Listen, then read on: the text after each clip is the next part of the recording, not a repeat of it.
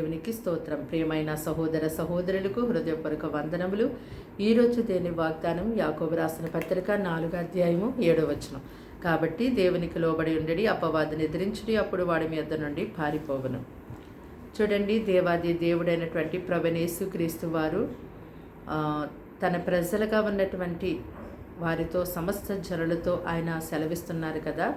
మీ విరోధి అయినటువంటి అపవాది గర్జించే సింహం వలె ఎవరిని మృంగుదనా అని వెతుకుచూ తిరుగుచున్నాడు కనుక ఆ అపవాదిని మీ యొద్ద నుంచి వెళ్ళగొట్టాలి అంటే, మీ నుంచి దూరంగా అపవాది పారిపోవాలి అంటే, మీరు సమస్త విషయములలో నా వాక్యమునకు అంటే ఆయన మాటకు లోబడి మనం ఆయనకి విధేయులుగా జీవించేవారిగా ఉండాలని దేవుడు తెలియజేస్తున్నాడు.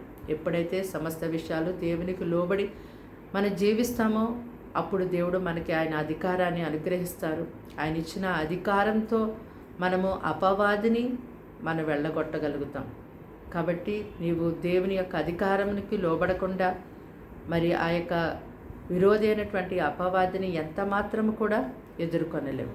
మనమందరం కూడా దేవుని యొక్క అధికారం క్రిందకి వచ్చి ఆయనకి మన సమస్త విషయంలో మన ప్రవర్తన అంతటి మీద ఆయనకి అధికారం ఇచ్చి మనము ఆయన యొక్క వాక్యమునికి లోబడి ఆయన యొక్క మాట ప్రకారం మనం జీవించినప్పుడు దేవుడు తన యొక్క ఆత్మతో మనల్ని ఎంతో నింపి ఆయన యొక్క కృపను మనకు అనుగ్రహించి అపవాది శక్తులను ఎదిరించడానికి, వాటిని మన పాదముల కింద శీఘ్రంగా చితక త్రొక్కడానికి ఎంతో గొప్పగా దేవుడు సహాయం చేస్తారు. ప్రార్థన.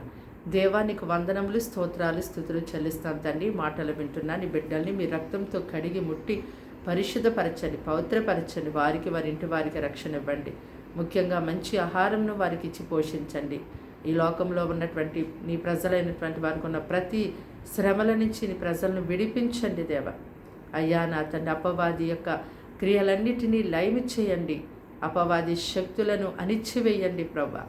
అయ్యా నీ ప్రజలైన వారికి ఎంతో నెమ్మది, శాంతి, సమాధానం, కాపుదలను మెండుగా దయచేయండి. ఈ ప్రజలుగా ఉన్నటువంటి ప్రతి ఒక్కరూ ఎంతో మెలకువగా ఉండి ప్రార్థించేవారు ఉండటకు సహాయం చేయండి.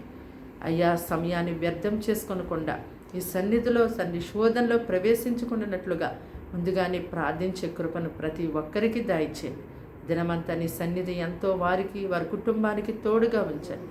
అయ్యా నాయన, మీరే మంచి ఆహారము, కాపుదల ఈ ప్రజలకు దయచేయమని, దీవించమని యేసుక్రీస్తు నామములో ప్రార్థన సమర్పించి వేడుకున్నాం తండ్రి. ఆమేన్.